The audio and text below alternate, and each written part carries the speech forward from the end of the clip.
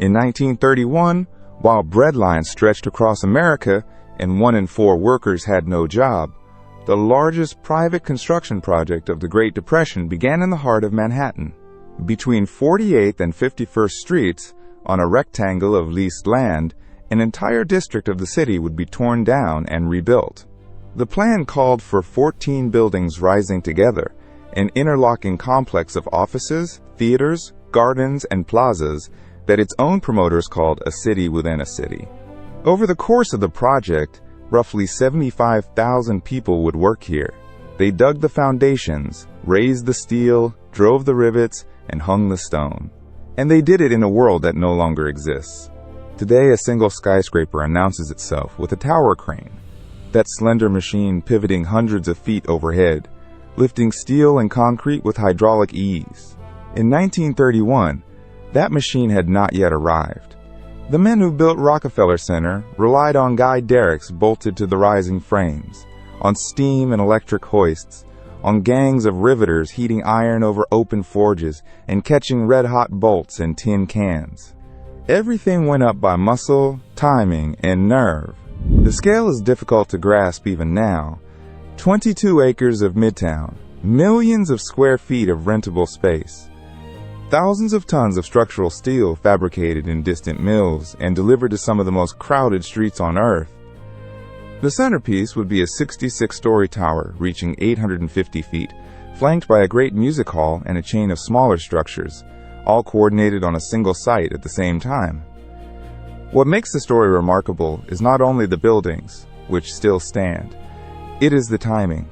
The nation was collapsing, fortunes evaporated, banks failed by the thousands. And in the middle of that ruin, one family gambled that the future was worth pouring concrete for. To understand why anyone would build 14 skyscrapers into the teeth of an economic catastrophe, we have to go back to the man whose name the complex would carry, and to a dream that failed before it ever broke ground.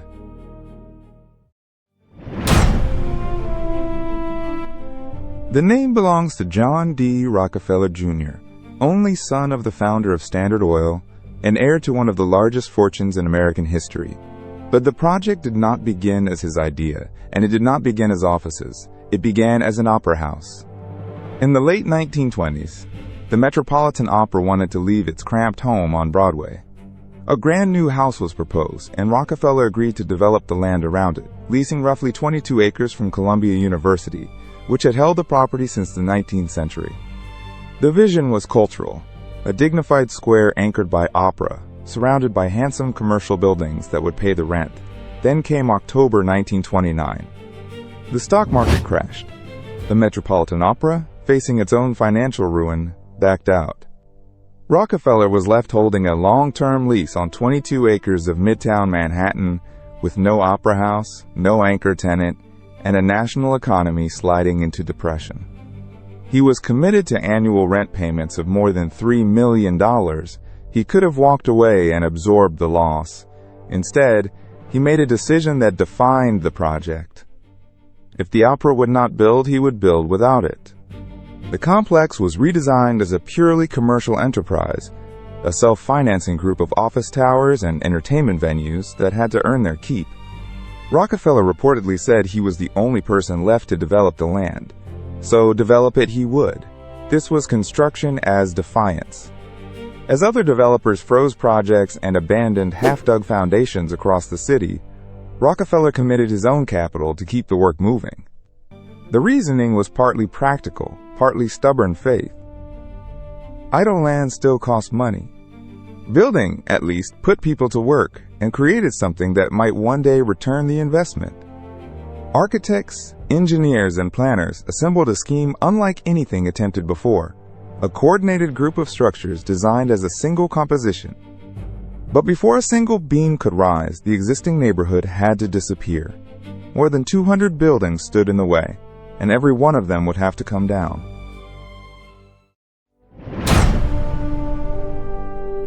The land Rockefeller had leased was not empty. It was a living neighborhood of more than 200 buildings, most of them brownstone row houses dating to the 19th century, packed between 48th and 51st Streets from 5th Avenue toward 6th.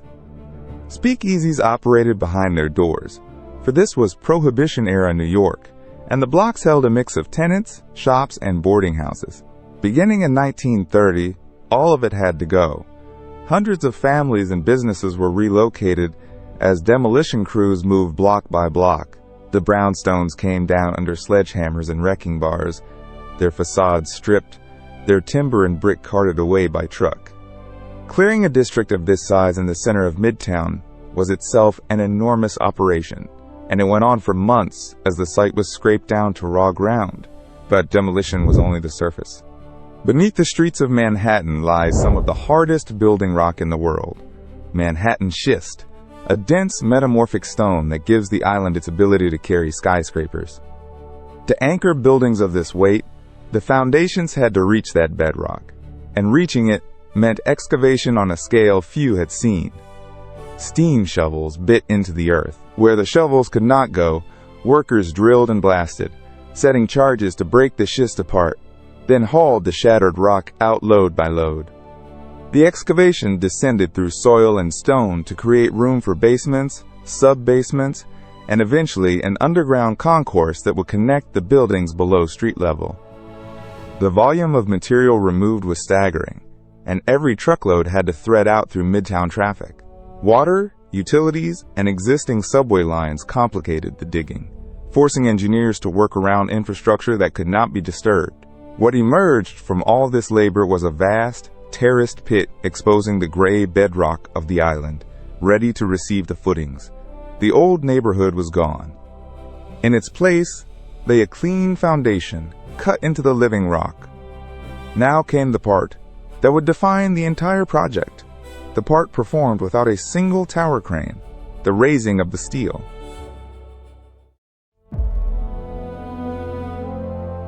To understand how Rockefeller Center rose, forget the tower crane. In the 1930s, that machine did not dominate American skylines. The steel went up using a device called the guy derrick, and its logic governed everything. A guy derrick is a mast held upright by steel cables, or guys anchored around it, with a boom that swings to lift loads. Bolted directly to the rising steel frame, the derrick lifted beams and columns into place, building the structure around and above itself. Then came the trick that made skyscrapers possible before cranes. The derrick jumped. Once several floors of steel stood complete, the derrick would hoist its own mast up to a higher level, re-anchor its guys, and resume lifting from the new position. Floor by floor, the machine leapfrogged upward, always climbing the very frame it was erecting. On tighter positions, stiff-legged derricks, braced by rigid legs instead of cables, did similar work. Getting material to the derrick required its own system. Steam and electric hoists ran cables up the outside and through the interior shafts, carrying steel, rivets, tools, and men to the working floors. There were no smooth hydraulic lifts, only cages and platforms hauled by engines below. Then came the riveting, the sound that defined the era. Steel frames were not welded or bolted in the modern sense. They were joined with red-hot rivets. A four-man gang worked each connection. One man, the heater, fired rivets in a coal forge until they glowed. He tossed each one, sometimes across a gap, to a catcher who snatched it from the air in a metal can. A third man jammed it into the hole, and the fourth hammered it flat with a pneumatic gun, sealing two steel members together as the metal cooled and shrank. Multiply that choreography across dozens of gangs on multiple buildings, all fed by hoists and derricks moving in sequence, and you begin to see the machine that Rockefeller Center truly was. Not one crane, but hundreds of men working as precise, dangerous clockwork. And the greatest demonstration of that clockwork was about to climb 850 feet into the sky.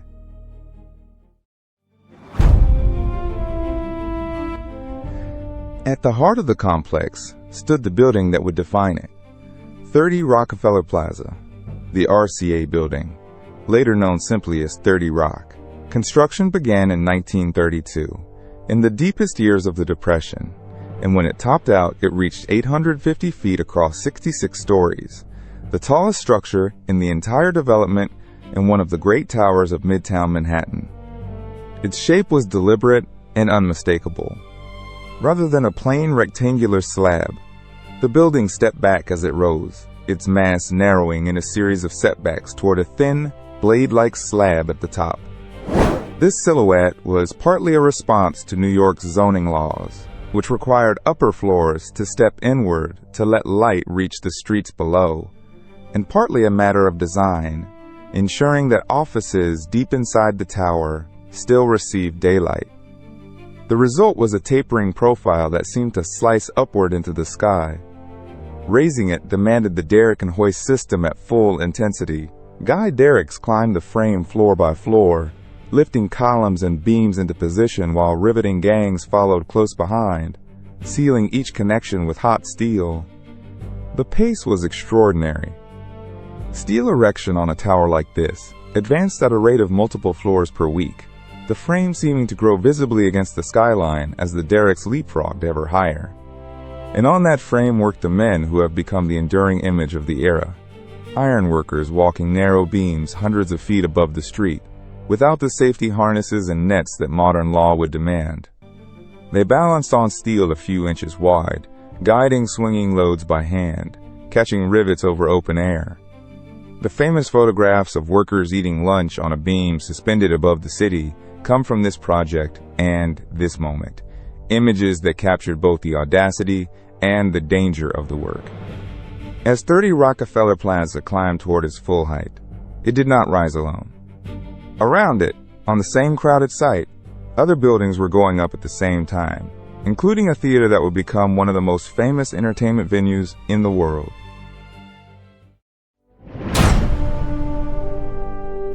On December 27, 1932, Radio City Music Hall opened its doors on 6th Avenue. 6,000 seats fanned out beneath a ceiling designed to evoke a sunset, the Great Proscenium Arch 60 feet wide, the largest indoor theater on Earth. That opening night marked more than a premiere. It signaled that Rockefeller Center was no longer a hole in the Manhattan bedrock. It was rising.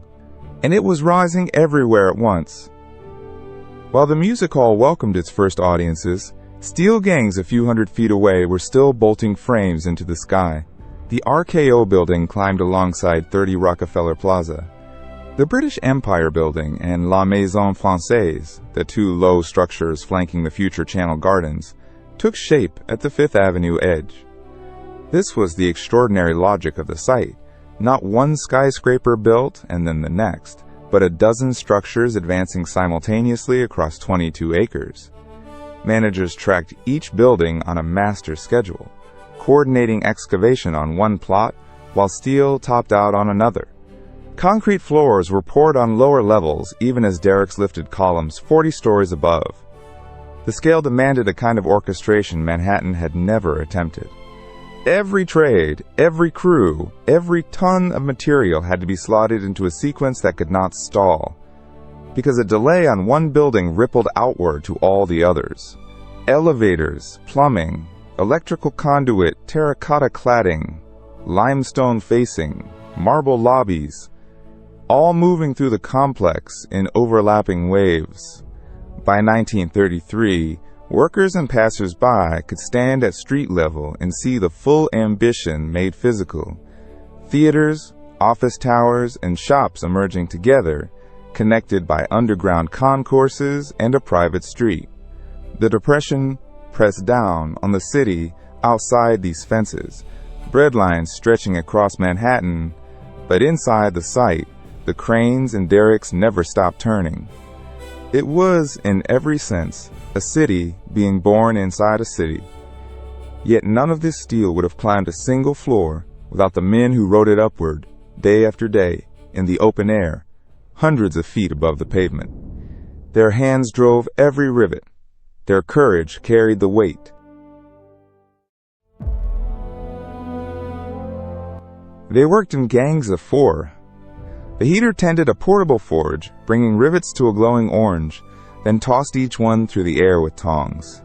A catcher, sometimes 40 stories up, snatched the searing metal in a tin can, no net beneath him. He set the rivet into aligned holes, and 2 riveters hammered it flat with pneumatic guns that shook the bones of everyone nearby. This choreography, repeated tens of thousands of times, held the towers together. Among the ironworkers were Mohawk crews from the Conowick Reserve near Montreal, men who had earned a reputation for high steel since the 1880s. They walked narrow beams hundreds of feet above the pavement, balancing on 8 inches of steel with the wind pushing at their backs. They were not fearless, but they were disciplined, precise, and unshaken by the drop. Their skill made them essential to Rockefeller Center and to the Manhattan skyline itself. The danger was constant and real. A slip, a dropped tool, a snapped cable could kill instantly. Injuries were routine. Deaths, though the exact toll is debated, were part of the grim arithmetic of building at this speed and height. There were no safety harnesses as we know them, no hard hats in the modern sense, no guardrails on the open steel. A man's survival depended on his own footing and his crew's attention. And yet, during the Great Depression, these jobs were coveted. Wages on the project could reach well above what most Americans earned when a quarter of the workforce stood idle. To have steady pay in 1933 was to have security in a collapsing economy, and men accepted enormous risk for it. Roughly 75,000 people would pass through the project across the decade, laboring in the cold, the heat, and the wind. They built without the tower cranes of today, without computer scheduling, relying instead on muscle, nerve, and trained hands. But raw courage alone could not have raised 14 buildings. Behind every rivet stood a supply chain of staggering precision, delivering steel and stone to crowded Midtown streets exactly when each crew needed it.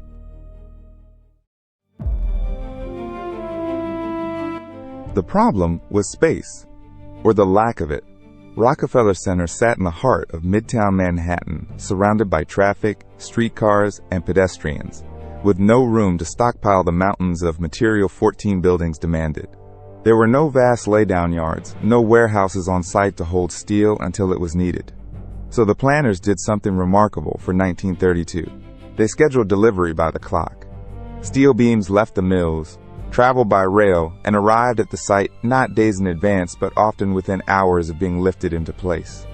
Trucks rolled up to the fenced blocks between 48th and 51st Streets on tight timetables, unloaded directly onto hoists, and departed to make room for the next. A beam might be fabricated, shipped, delivered, and riveted into a rising tower in a sequence measured in a single working day. This was logistics decades ahead of its era, a hand-run version of what modern builders would later call just-in-time delivery. Coordinators tracked shipments against a master construction schedule, matching each load to the exact floor and crew waiting for it. Limestone, terracotta, cement, elevator machinery, plumbing, and electrical conduit all flowed into the site in a carefully timed procession. On the crowded streets outside, the choreography had to account for city traffic, permitted hours, and the sheer congestion of 6th and 5th Avenues. A truck arriving too early would clog the block. A shipment arriving too late would stall a riveting gang 40 stories up, and every delay multiplied across the simultaneous buildings. The margin for error was thin, and the planners held it together with telephones, clipboards, and relentless attention. It worked because it had to. Without space to store anything, the project's survival depended on movement, on material flowing continuously from mill to street to steel. 14 buildings advanced together on the strength of this invisible discipline, and that discipline carried the complex, year after year, floor after floor, toward a single ceremonial moment already being anticipated by everyone who had labored there, the day the last piece of steel would finally be secured.